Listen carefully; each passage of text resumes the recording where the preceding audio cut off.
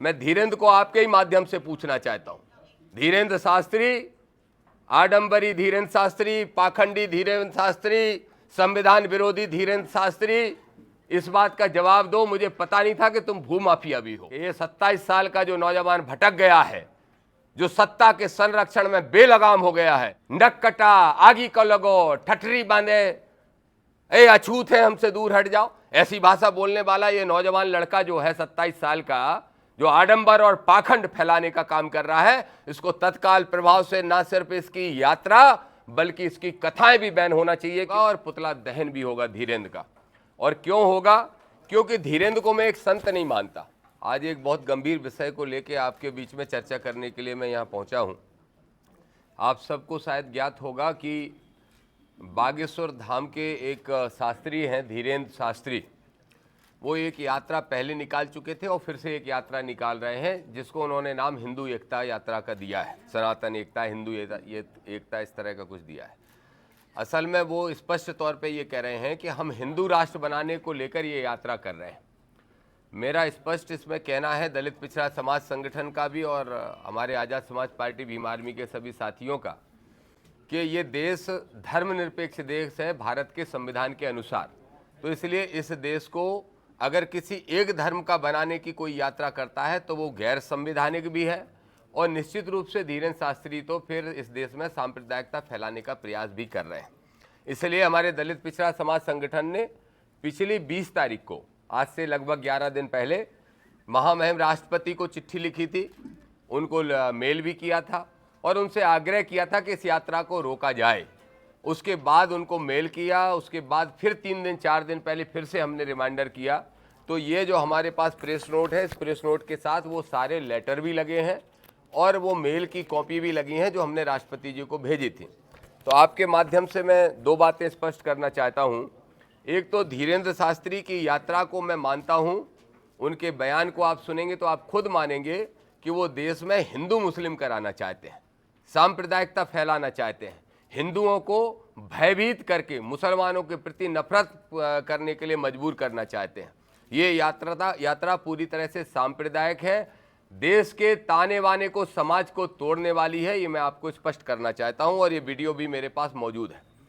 इसलिए हमने राष्ट्रपति जी से तो मांग की है। अगर राष्ट्रपति जी से कल तक परसों तक कोई उत्तर आ जाता है तो, क्योंकि अब ये नेशनल मीडिया भी दिखा रही है, तो मुझे लगता है कि शायद राष्ट्रपति के यहाँ से कोई ना कोई एक्शन हो।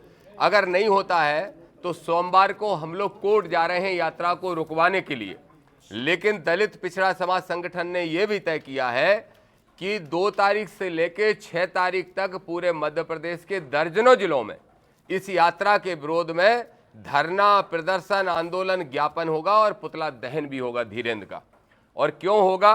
क्योंकि धीरेन्द्र को मैं एक संत नहीं मानता, और संत इसलिए नहीं मानता क्योंकि कोई संत, परसों धीरेन्द्र शास्त्री ने हरियाणा में एक मंच पे मुझे गालियां देने का काम किया और मुझे मारने की धमकी दे रहा है।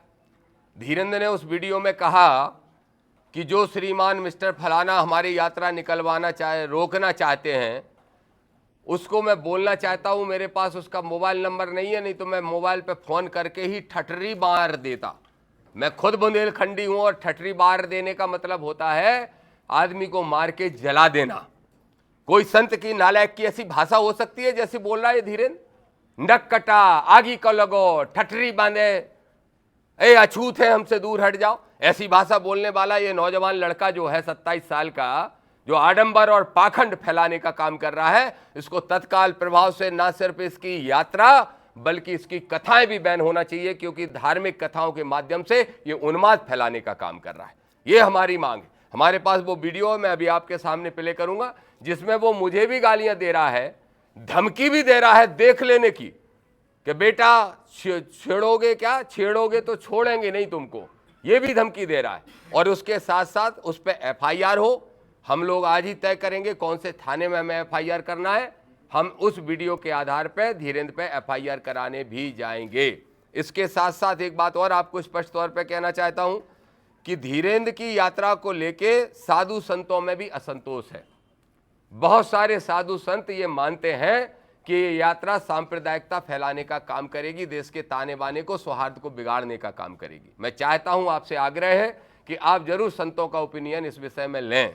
एक और मेरा विशेष निवेदन है कि राष्ट्रपति जी अगर कार्रवाई करें तो ठीक, और नहीं तो फिर हमें उग्र आंदोलन करने के लिए मजबूर होना ही पड़ेगा। नहीं तो ऐसे देश तोड़ने वाले अराजक तत्व, गैर संवैधानिक लोग और ऐसे लोग जो राष्ट्रद्रोही हैं, ऐसी गतिविधियों को बढ़ाने का काम करते रहे।